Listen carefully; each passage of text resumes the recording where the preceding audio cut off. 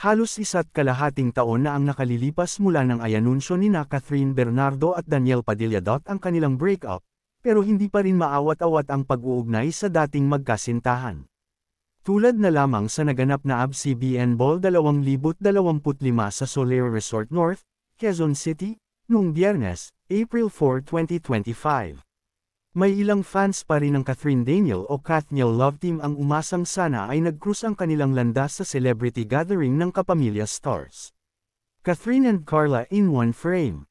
Nagsusulputan ngayon ang kuhang photos at videos sa star-studded event noong nakaraang linggo. Kabilang dito ang larawan ni Catherine kasama ang ina ni Daniel na si Carla Estrada na magkatabi at magkayakap. Ang nag-post ng larawan ay si Rufa Gutierrez, na dumalo rin sa event kasama ang kanyang pamilya. Isa sa Instagram posts ni Rufa ay carousel ng mga larawang kuha mula sa ABS-CBN Ball 2025. Karamihan dito ay selfies niya sa mga kaibigan at kapwa-artistang present sa pagtitipon. Pero ang nakapukaw ng atensyon ng maraming netizens ay ang group photo ni Rufa kasama sina Catherine, Carla, at Vina Morales. Sina Catherine at Carla ang magkatabi sa picture. Isa si Carla sa best friends ni Rufa. Mayroon ding picture si Rufa kasama si Catherine.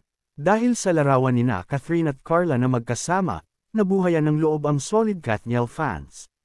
Karamihan sa mga positibong komento, natutuwang makita sa larawan sina Catherine at ang nanay ni Daniel kahit na hiwalay na ang tanyag na dating on-screen at real-life couple.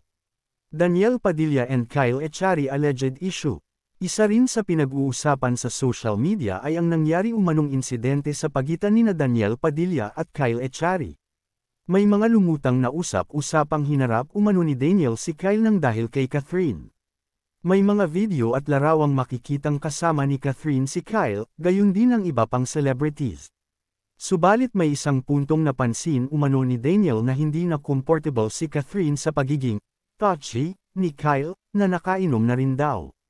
Nangyari ang sinasbang kaguluhan sa after-party ng ball sa isang bar sa venue, kung saan bukod kina Daniel at Kyle ay nadamay rin daw ang ilan pang mga artistang kaibigan nila.